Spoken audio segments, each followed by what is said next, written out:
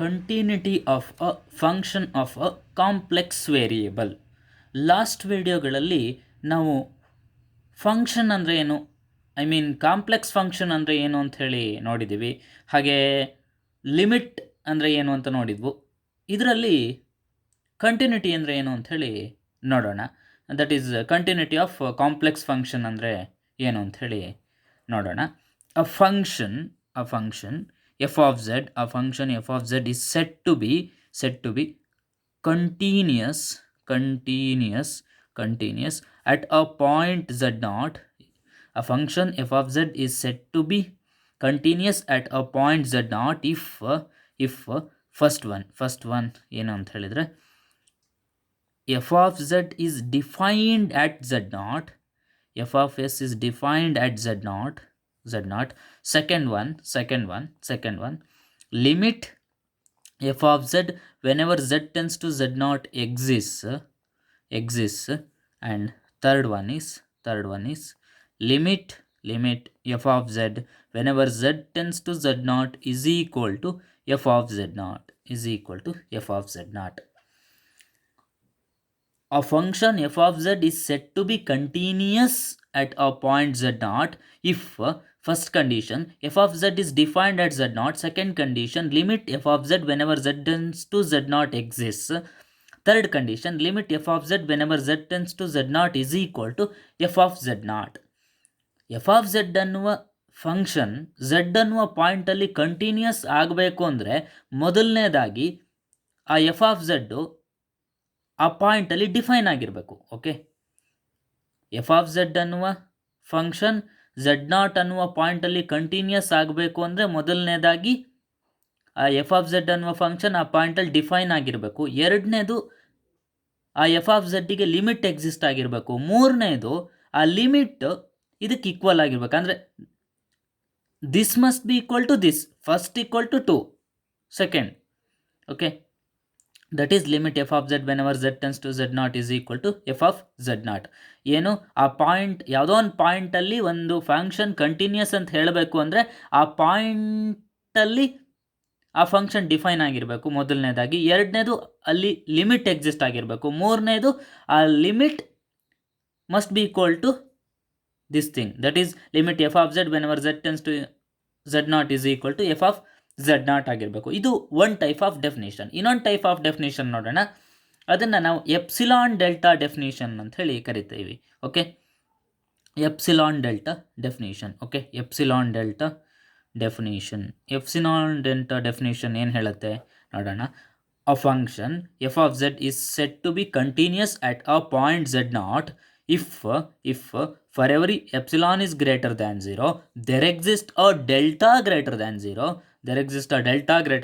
such that mod f of z minus f of z naught is less than epsilon whenever mod z minus z naught is less than delta. Whenever mod z minus z naught is less than delta. Okay, a function f of z is said to be continuous at a point z naught if for every epsilon is greater than 0 there exists a delta greater than 0 such that mod f of z minus f of z naught is less than epsilon whenever mod z minus z naught is less than delta.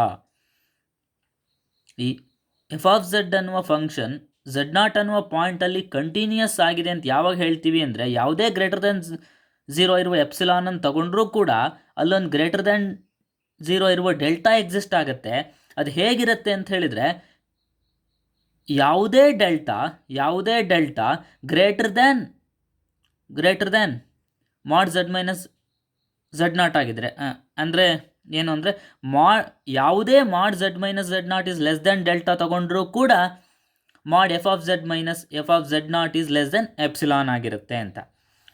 ಇನ್ನೂ ಪರ್ಟಿಕ್ಯುಲರಾಗಿ ಹೇಳೋದು ಅಂದರೆ ಯಾವುದೇ mod Z minus Z naught is less than delta ತಗೊಂಡ್ರೂ ಕೂಡ mod F of Z minus F of Z naught less than epsilon ಆಗಿತ್ತು ಅಂತ ಹೇಳಿದರೆ ಅಂಥ ಟೈಮಲ್ಲಿ ಈ ಎಫ್ ಆಫ್ ಝಡ್ ಅನ್ನುವ ಫಂಕ್ಷನ್ ಈ ಝಡ್ ನಾಟ್ ಅನ್ನುವ ಪಾಯಿಂಟಲ್ಲಿ ಕಂಟಿನ್ಯೂಸ್ ಆಗಿದೆ ಅಂತ ಹೇಳಿ ನಾವು ಹೇಳ್ತೀವಿ. ನೋಡಿ, ಇದನ್ನು ಹೇಗೆ ಬರ್ಕೊಳ್ಬೋದು? ದಟ್ ಇಂಪ್ಲಾಯ್ಸ್ ಹೀಗೆ ಬರ್ಕೊಳ್ಬೋದಾ? this can be written as minus epsilon is less than f of z minus f of z naught is less than epsilon. It's true for all.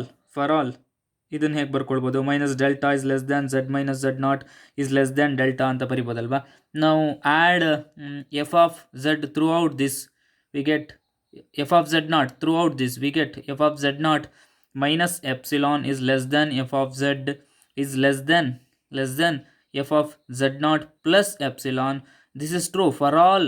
Now add z naught throughout this, we get this is true for all. Z naught minus delta is less than z is less than delta plus z naught alva, delta plus z naught.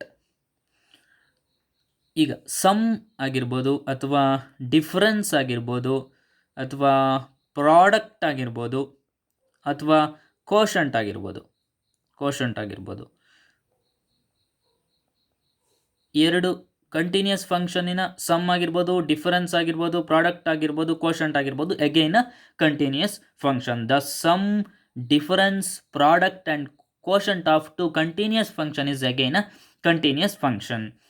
ಈಗ some ಯಾವುದೋ ಒಂದು region ಅಂದ್ಕೊಳ್ಳಿ. Okay, ಈ region some ಈ ರೀಜನಲ್ಲಿ okay ಇದು some region D ಅನ್ನೋಣ. Okay, ಈ ಡೊಮೈನ್ ಅಂದ್ಕೊಳ್ಳೋಣ. ಓಕೆ, ಇದು some plane, complex plane. Okay, ಈ ಕಾಂಪ್ಲೆಕ್ಸ್ ಪ್ಲೇನ್ಸ್ ಝೆಡ್ ಪ್ಲೇನ್. ಇದರಲ್ಲಿ ಯಾವುದೋ ಒಂದು ಡೊಮೈನ್ ಡಿ ಇದೆ. ಈ ಡೊಮೈನ್ ಡಿನ ನಾವು ಕಂಟಿನ್ಯೂಸ್ ಅಂತ ಯಾವಾಗ ಹೇಳ್ತೀವಿ ಅಂತ ಹೇಳಿದರೆ, ಇದ್ರ ಎಲ್ಲ ಪಾಯಿಂಟ್ಗಳು, ಇದರೊಳಗಿರುವ ಎಲ್ಲ, ಈ ರೀಜನ್ ಒಳಗಿರುವ ಎಲ್ಲ ಪಾಯಿಂಟ್ಗಳು ಕಂಟಿನ್ಯೂಸ್ ಆಗಿದ್ದರೆ, ಅಂದರೆ ಈ ಡೊಮೈನ್ ಡಿ ಯಲ್ಲಿರುವ ಎಲ್ಲ ಪಾಯಿಂಟ್ಗಳು ಕಂಟಿನ್ಯೂಸ್ ಆಗಿದ್ದರೆ ನಾವು ಏನು function is continuous in the domain D ಅಂತ ಹೇಳ್ತೀವಿ. ಆ function F of Z is set to be continuous in ಆ domain D if it is continuous at every point of D, Okay, next examples nodona. Show that the function defined by f of z is equal to like this is not continuous at the origin. ಏನು ಅಂದರೆ ಈ ಫಂಕ್ಷನ್ನ F of Z ಅನ್ನೋ ಒಂದು function ಇದೆ, ಅದನ್ನು ಈ ರೀತಿ ಡಿಫೈನ್ ಮಾಡಿದ್ದಾರೆ. ಇದು ಒರಿಜಿನಲ್ಲಿ ನಾಟ್ ಕಂಟಿನ್ಯೂಸ್ ಅಂಥೇಳಿ ತೋರಿಸ್ಬೇಕು. ಕಂಟಿನ್ಯೂಸ್ ಅಂದರೆ ಏನು, ಮೂರು ಕಂಡೀಷನ್ನ ಸ್ಯಾಟಿಸ್ಫೈ ಮಾಡಬೇಕು. ಫಸ್ಟು ಏನು, F of Z is defined at, okay, ಏನು a function F of Z is set to be continuous at a point Z naught ಆಗಬೇಕು ಅಂದರೆ ಮೂರು ಕಂಡೀಷನ್ಸ್ ಸ್ಯಾಟಿಸ್ಫೈ ಮಾಡಬೇಕು. ಒಂದು, F of Z is defined at Z naught ಅಲ್ವಾ, defined at Z naught ಆಗಿರಬೇಕು. ಇನ್ನೊಂದು condition ಏನು, limit F of Z whenever Z tends to Z naught exist ಆಗಿರಬೇಕು. ಆಮೇಲೆ ಥರ್ಡ್ ಕಂಡೀಷನ್ ಏನು ಅಂತ ಹೇಳಿದರೆ, limit F of Z whenever Z tends to Z naught is equal to F of Z naught ಆಗಿರ್ಬೇಕಲ್ವ, ಅಂದರೆ this equal to this ಆಗಿರ್ಬೇಕಲ್ವ, F of Z naught ಆಗಿರ್ಬೇಕು. ಈ ಮೂರು ಕಂಡೀಷನ್ನ ಸ್ಯಾಟಿಸ್ಫೈ ಮಾಡಿದರೆ ನಾವು ಆ ಫಂಕ್ಷನ್ನ ಕಂಟಿನ್ಯೂಸ್ ಫಂಕ್ಷನ್ ಅಂತ ಹೇಳ್ತೀವಿ. ಇದು ಒರಿಜಿನಲ್ಲಿ ಈ ಫಂಕ್ಷನ್ ನಾಟ್ ಕಂಟಿನ್ಯೂಸ್ ಅಂತ ತೋರಿಸ್ಬೇಕು ಅಂತ ಹೇಳಿದ್ದಾರೆ. ಫಸ್ಟ್ ಕಂಡೀಷನ್ ಸ್ಯಾಟಿಸ್ಫೈ ಆಗುತ್ತಾ ನೋಡೋಣ. F of Z is defined at Z not. ನೋಡೋಣ, ಇಲ್ಲಿ ಝೆಡ್ ನಾಟ್ ಅಂದರೆ ಒರಿಜಿನ್ ಅಂದರೆ ಏನು, ಝೀರೋ ಅಲ್ವಾ.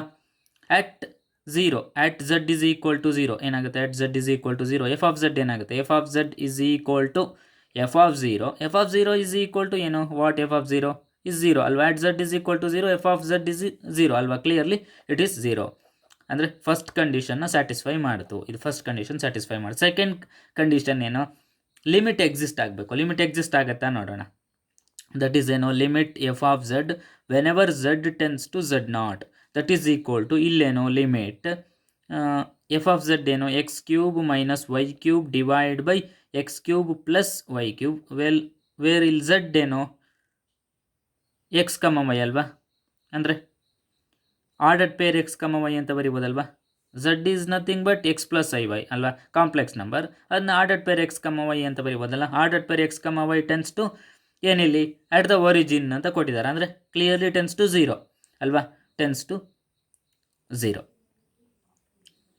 ಈಗ ಲೆಟ್ ದಿಸ್ ಝೆಡ್ ಇದೆಯಲ್ಲ, let Z tends to zero along the line y is equal to mx. along the line y is equal to mx. then obviously ಏನಾಗುತ್ತೆ, x tends to 0 ಆಗುತ್ತಲ್ವಾ. then obviously x tends to 0 ಆಗುತ್ತೆ.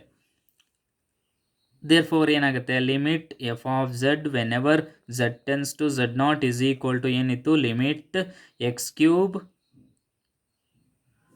Cube minus Y cube, in place of Y ಏನಿದೆ M X ಇದೆ, ಅಂದರೆ ಏನಾಗುತ್ತೆ M cube X cube divide by X cube plus Y cube is M cube X cube whenever X tends to zero ಅಲ್ವಾ, X tends to zero Y equal to zero ಆಗುತ್ತಲ್ವಾ, along the line Y is equal to M X ಅಂದರೆ obviously X tends to zero ಅಲ್ವಾ, X tends to zero ಮಾತ್ರ ಉಳಿಯುತ್ತೆ. ಇಲ್ಲಿ observe ಮಾಡಿ, limit ಇಲ್ಲಿ observe ಮಾಡಿ, ಎಕ್ಸ್ ಕ್ಯೂಬ್ ಕಾಮನ್ ಇದೆ ಅಲ್ವಾ, ಫಸ್ಟ್ ಎಕ್ಸ್ ಕ್ಯೂಬ್ ಕಾಮನ್ ತೆಗೆದ್ರೆ ಏನು ಉಳಿತು, 1 ಮೈನಸ್ ಎಕ್ಸ್ ಕ್ಯೂಬ್ ಕಾಮನ್ ಇದೆ, ಏನು ಉಳಿತು 1 minus M cube divide by denominator ಕೂಡ ಎಕ್ಸ್ ಕ್ಯೂಬ್ ಕಾಮನ್ ಇದೆ, ಕಾಮನ್ ತಗೊಳ್ಳಿ 1 plus M cube whenever x tends to 0. This x cube get cancel, ಏನು ಉಳಿತು limit x tends to 0 into 1 minus m cube divide by 1 plus m cube, ಅಂದರೆ clearly it is equal to 1 minus M cube divide by 1 plus M cube ಅಂತ ಬಂತು. ಅಂದರೆ ಈಗ this limiting value depends on value of M ಅಲ್ವಾ, ಅಂದರೆ limit of F of Z is depends on value of M. ಇಲ್ಲಿ Y is equal to M X ಅನ್ನೋ line ತೊಗೊಂಡಿದ್ವಲ್ಲ, ಇಲ್ಲಿ ಈ ಎಮ್ ವ್ಯಾಲ್ಯೂ ಮೇಲೆ ಲಿಮಿಟ್ ವ್ಯಾಲ್ಯೂ ಡಿಪೆಂಡ್ ಆಗ್ತಾ ಇದೆ ಅಂತ ಹೇಳಿದರೆ ಕ್ಲಿಯರ್ಲಿ ಈ ಎಫ್ ಆಫ್ ಝೆಡ್ ಏನಾಗುತ್ತೆ, F of Z the function of F of Z approaches different value when Z tends to zero along the line Y is equal to M X ಅಲ್ವಾ, ಅಂದರೆ ಎಮ್ಮಿಗೆ ಬೇರೆ ಬೇರೆ ವ್ಯಾಲ್ಯೂ ಕೊಟ್ಟ ಹಾಗೂ ಈ F of Z ಬೇರೆ ಬೇರೆ ವ್ಯಾಲ್ಯೂಗೆ ಅಪ್ರೋಚ್ ಆಗ್ತಾ ಹೋಗುತ್ತೆ ಅಲ್ವಾ. Clearly the limiting value here, the limiting value will be depend on value of m. The function f of z approaches different value when z tends to 0 along the line y is equal to mx. Therefore clearly limit exist agilla alva, therefore limit does not exist,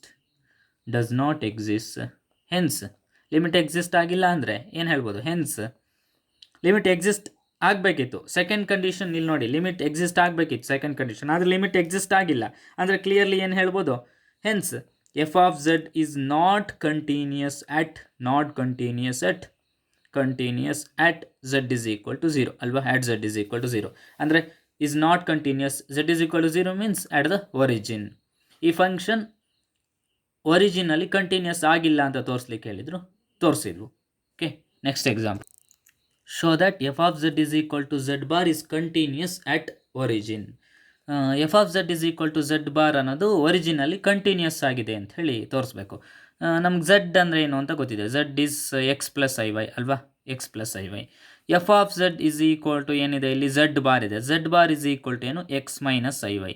ಈಗೇನಾಯಿತು, F of Z is equal to X minus I Y ಆಯ್ತಲ್ವಾ. Continuous ಅಂದರೆ ಏನು, 3 ಕಂಡೀಷನ್ನ satisfy ಮಾಡಬೇಕು. First condition ಏನು, F of Z is defined at Z naught ಆಗಿರಬೇಕು ಅಲ್ವಾ, defined at Z not ಅಂದರೆ ಆ ಝೆಡ್ ನಾಟ್ ಅನ್ನೋ ಪಾಯಿಂಟಲ್ಲಿ ಎಫ್ ಆಫ್ ಝೆಡ್ ಡಿಫೈನ್ ಆಗಿರಬೇಕು. ಸೆಕೆಂಡ್ ಕಂಡೀಷನ್ ಏನು, second condition limit F of Z whenever Z tends to Z naught exist. Okay, limit exist ಆಗಿರಬೇಕು second condition. Third condition ಏನು, this equal to this ಅಂದರೆ limit F of Z whenever Z tends to Z naught must be equal to F of Z naught ಆಗಿರಬೇಕು. ಈ 3 ಕಂಡೀಷನ್ನ satisfy ಮಾಡಿದರೆ ನಾವು F of Z is equal to Z bar is continuous at origin ಅಂತ ಹೇಳ್ಬೋದಲ್ವಾ. Origin ಅಂದರೆ at Z is equal to 0 ಅಲ್ವಾ. ಈಗ ಫಸ್ಟ್ ಕಂಡೀಷನ್ ನೋಡೋಣ, f of Z is defined at Z naught, ಇಲ್ಲಿ ಡಿಫೈನ್ಡ್ ಆಗಿದಾ ನೋಡೋಣ, ಎಫ್ ಆಫ್ ಝೆಡ್ ಝೆಡ್ ನಾಟಲ್ಲಿ ಝೆಡ್ ಆಗಿದಾ ಅಂತ. ಇಲ್ಲಿ ಝೆಡ್ ನಾಟ್ ಏನು, z naught is equal to 0 ಅಲ್ವಾ, ಅಟ್ ಒರಿಜಿನ್ ಅಂದರೆ 0. F of Z is equal to ಏನು, ಝೆಡ್ 0 ಅಲ್ವಾ, Z naught is nothing but z ಅಲ್ವಾ, ಝೆಡ್ 0 ಏನು, F of 0 is equal to ಏನಾಗುತ್ತೆ, ಎಕ್ಸು 0 ವೈಯು 0, ಕ್ಲಿಯರ್ಲಿ 0 ಅಲ್ವಾ. First condition satisfy ಆಯಿತು. Second condition limit exist ಆಗುತ್ತಾ ನೋಡಬೇಕು, ಲಿಮಿಟ್ ಎಕ್ಸಿಸ್ಟ್ ಆಗುತ್ತಾ ಅಂತ. Limit F of Z whenever Z tends to Z naught is equal to, ಇಲ್ಲೇನು f of Z is x minus I Y ಅಲ್ವಾ, X minus I Y. F of z is equal to Z bar that is equal to X minus I Y ಅಲ್ವಾ, X minus I Y. ಇಲ್ಲೇನು ordered pair X comma Y tends to zero, ordered pair X comma Y tends to zero. ಈಗ if z tends to 0 along the x-axis, okay, z along x-axis ಅಥವಾ real ಇದು ಗೊತ್ತಲ್ವಾ, this is what this is x-axis, this is y-axis, ಇದು real Axis ಅಥವಾ this is imaginary Axis. Along the x-axis ಅಥವಾ along real Axis z tends to 0 ಆಯಿತು ಅಂತ ಹೇಳಿದರೆ obviously ಏನಾಗುತ್ತೆ, y is equal to 0 ಆಗುತ್ತಲ್ವಾ, y is equal to 0 and x tends to 0 ಆಗುತ್ತಲ್ವಾ. ಈ z tends to 0 along x axis ಅಂದರೆ clearly y is 0 and this z tends to what ಏನಾಗುತ್ತೆ, z ಏನಾಗುತ್ತೆ, y 0 ಆಯಿತು ಅಂದರೆ ಓನ್ಲಿ x ಮಾತ್ರ ಉಳಿತಲ್ವಾ, ಅಂದರೆ x tends to 0 ಆಗುತ್ತಲ್ವಾ, x tends to 0. ಇದೇನಾಗುತ್ತೆ, there for this become limit ಏನಿತ್ತು x minus I y whenever ordered pair X comma Y tends to 0 ಇತ್ತಲ್ವಾ, ದಟ್ ಈಸ್ ಈಕ್ವಲ್ ಟು ಏನಾಯಿತು, limit ಏನು y zero ಅಂದರೆ ಏನು ಉಳಿತು, x ಮಾತ್ರ ಉಳಿತಲ್ವಾ, whenever X tends to 0 ಅಂದರೆ clearly this is equal to 0 ಅಲ್ವಾ. Whenever limit x whenever X tends to 0 ಅಂದರೆ ಕ್ಲಿಯರ್ಲಿ ಈಕ್ವಲ್ ಟು 0. ಈಗ ಈ z tends to 0 along Y axis ಆದರೆ ಏನಾಗುತ್ತೆ ನೋಡೋಣ. Let z tends to 0 along Y axis ಅವಾಗ ಏನಾಗುತ್ತೆ, along Y axis first along X axis ನೋಡಿದ್ವಿ, along Y axis ಅಂದರೆ ಅಲಾಂಗ್ ಎಕ್ಸ್ ಆ್ಯಕ್ಸಿಸ್ ಇದ್ದಾಗ y 0 ಆಗಿತ್ತು, ಅಲಾಂಗ್ ವೈ ಆ್ಯಕ್ಸಿಸ್ ಈಗ ಅಂದರೆ ಅಲಾಂಗ್ ವೈ ಆ್ಯಕ್ಸಿಸ್ ಅಲ್ವಾ, ಅಲಾಂಗ್ ವೈ ಆ್ಯಕ್ಸಿಸ್ ಅವಾಗೇನು x 0 ಆಗುತ್ತಲ್ವಾ, clearly x is equal to 0 and y tense to 0 ಏನಾಗುತ್ತೆ, what it becomes, limit x minus iy whenever x comma y tends to 0 is equal to limit x 0 ಅಂದರೆ ಏನು ಉಳಿತು, minus I Y ಅಲ್ವಾ, minus I Y whenever y tends to 0 clearly this is equal to 0 ಅಲ್ವಾ, clearly this is equal to 0. ಈಗ z tends to 0 along X axis ಆಗಿರ್ಬೋದು, z tends to 0 along Y axis ಆಗಿರ್ಬೋದು, ಏನಾಗ್ತಿದೆ ನಮಗೆ limiting value 0 ಬರ್ತಿದೆ. Clearly limit F of Z whenever Z tends to 0 is equal to 0 that 0 is equal to clearly f of 0 ಅಲ್ವಾ, clearly f of 0 third ಕಂಡೀಷನ್ನು satisfy ಮಾಡ್ತಲ್ವಾ. ಇಲ್ಲಿಗೆ limit exist ಆಯಿತು, second condition satisfy ಮಾಡ್ತು, limit F of Z whenever z tends to 0 z naught exist ಅಂತ ಇಲ್ಲಿ limit exist ಆಯಿತು. ಆ limit must be equal to F of Z naught ಅಲ್ವಾ, ವಾಟ್ ಇಲ್ಲಿ f of Z naught is f of 0 is equal to 0 ಅಲ್ವಾ, clearly ಇದು 0 f of 0 ಅಲ್ವಾ, limiting value ಕೂಡ 0 ಆ್ಯಂಡ್ ಪಾಯಿಂಟಲ್ಲಿ ಎಕ್ಸಿಸ್ಟ್ 0ದಲ್ಲೂ ಕೂಡ ಆ ಫಂಕ್ಷನ್ ಎಕ್ಸಿಸ್ಟ್ ಆಗಿದೆ. ಕ್ಲಿಯರ್ಲಿ ಏನಂತ ಹೇಳ್ಬೋದು, clearly f of Z is equal to z bar is continuous at z is equal to 0 ಅಂತೇಳಿ ಹೇಳ್ಬೋದಲ್ವಾ. Next example, show that the function F of z defined by like this is continuous at the origin ಅಂತ ಹೇಳಿ ತೋರಿಸ್ಬೇಕು. First condition ಏನು, first condition is f of Z is defined at z naught ಅಲ್ವಾ, defined at z naught ಇಲ್ಲಿ z not ಏನು origin ಅಂದರೆ 0 ಅಲ್ವಾ, 0 at z is equal to 0 ಏನಿಲ್ಲಿ f of 0 is equal to 0 ಇಲ್ಲೇ ಕೊಟ್ಟಿದ್ದಾರಲ್ವಾ, ಅದು ಪ್ರಾಬ್ಲಮಲ್ಲೇ ಕೊಟ್ಟಿದ್ದಾರೆ, ಹಾಗಾಗಿ ಫಸ್ಟ್ ಕಂಡೀಷನ್ ಸ್ಯಾಟಿಸ್ಫೈ ಆಗಿದೆ. ಸೆಕೆಂಡ್ ಕಂಡೀಷನ್ ಏನು, second condition is limit F of Z whenever Z tends to Z naught exist. Okay, limit exist ಆಗಬೇಕು second condition. ಕೊಟ್ಟಿರೋ ಎಫ್ ಆಫ್ ಝಡ್ಡನ್ನು ಹೇಗೆ ಬರ್ಕೊಳ್ಬೋದು ನೋಡಿ, F of Z is equal to ಏನು ಕೊಟ್ಟಿದ್ದಾರೆ, X cube into 1 plus I minus Y cube into 1 minus I divide by X square plus Y square ಅಂಥೇಳಿ ಕೊಟ್ಟಿದ್ದಾರೆ. ಇದನ್ನು ಯಾವ ರೀತಿ ಬರ್ಕೊಳ್ಬೋದು, ರಿಯಲ್ ಮತ್ತು ಇಮ್ಯಾಜಿನರಿ ಪಾರ್ಟನ್ನು ಸಪ್ರೇಟ್ ಮಾಡಿದರೆ x cube minus Y cube plus i into x cube plus Y cube ಅಂತ ಬರ್ಕೊಳ್ಬೋದಾ. X x cube into 1 x cube minus y cube, x cube minus y cube plus I into x cube minus into minus plus I into y cube, I common ತೆಗೆದಿದ್ದೀನಿ, x cube plus y cube. Okay, divide by X square plus Y square. ಇದನ್ನು ಹೇಗೆ ಬರ್ಕೊಳ್ಬೋದು? That is equal to x cube minus Y cube divide by X square plus Y square plus i into x cube plus Y cube divide by X square plus Y square ಅಂತ ಬರ್ಕೊಳ್ಬೋದಲ್ವಾ? Observe ಮಾಡಿ, this term is function of x and y, this term is also function of x and y. ಇದು ಯಾವ ಫಾರ್ಮಲ್ಲಿದೆ? Some u of x comma y plus i into v of x comma y ಫಾರ್ಮಲ್ಲಿದೆ ಅಲ್ವಾ?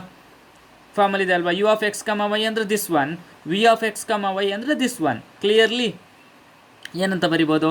You is equal to x cube minus Y cube divide by X square plus Y square ಅಲ್ವಾ? V is equal to x cube plus Y cube divide by X square plus Y square.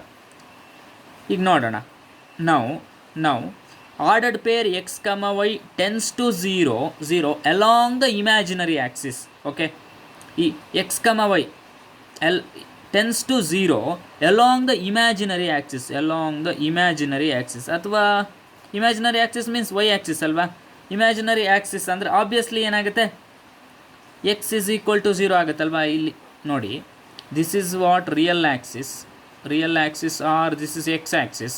This is what imaginary axis or y axis ಅಲ್ವಾ? y axis, imaginary axis y ಅಥವಾ y axis, ಇದು x axis ಅಥವಾ real axis. Added pair x comma y tends to 0 along the imaginary axis ಅಂದರೆ along this ಅಂದರೆ clearly this is 0 ಅಲ್ವಾ? x is equal to 0 and y tends to 0.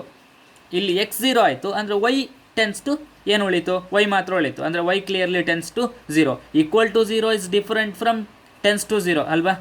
ಈಗೇನು y tense to 0 ಆಯಿತು. ಇಲ್ಲೇನಾಗುತ್ತೆ ನೋಡೋಣ. There for limit u of x comma y, this is u of x comma Y ಅಲ್ವಾ? This is v means v of x comma y. u of x comma y means function of x and y. u is the function of x and y. v is also function of x and y alva. Limit u of x comma y whenever ordered pair x comma y tends to 0 is equal to ಏನಾಯಿತು? Limit what x cube minus y cube divided by x square plus y square. Here also ಏನು x tends to ordered pair x comma y tends to 0 ಇತ್ತು ಅಲ್ವಾ? ಇದೇನಾಗುತ್ತೆ? ಏನಾಗಿ change ಆಗುತ್ತೆ? ಈಗ limit X cube X 0 ಅಂದರೆ this term 0 ಏನು ಉಳಿತು? Minus Y cube divide by Y square whenever Y tends to 0 ಅಲ್ವಾ? ಎಕ್ಸ್ 0 ಆಗಿದೆ ಅಂದರೆ whenever clearly Y tends to 0 that is equal to, ಇಲ್ಲಿ ಅಬ್ಸರ್ವ್ ಮಾಡಿ, ವೈ ಸ್ಕ್ವೇರ್ ವೈ ಕ್ಯೂಬ್ ಅಂದರೆ just Y ಅಲ್ವಾ? Minus Y, that is minus Y, minus sign ಇದೆ ಅಲ್ವಾ? Minus sign just ಏನು ಉಳಿತು? Limit minus Y whenever Y tends to 0 clearly it is equal to 0 ಅಲ್ವಾ? Clearly it is equal to 0. ನಾವು ಏನು ordered pair X comma Y tends to 0 first along imaginary axis ನೋಡಿದ್ವಿ. ಈಗ along real axis ನೋಡೋಣ. Along real axis ಏನಾಗುತ್ತೆ? Clearly along real axis first ordered pair X comma Y tends to 0 along imaginary axis ನೋಡಿದ್ವಿ. ಆವಾಗ this x 0 ಆಗಿತ್ತು. ಈಗ along real axis ನೋಡಿದರೆ clearly this imaginary axis 0 ಆಗುತ್ತೆ ಅಲ್ವಾ? ಅಂದರೆ ordered pair X comma Y tends to 0 along real axis implies ಏನು? y is equal to 0 and clearly x tends to 0 therefore ಏನಾಗುತ್ತೆ? ಲಿಮಿಟ್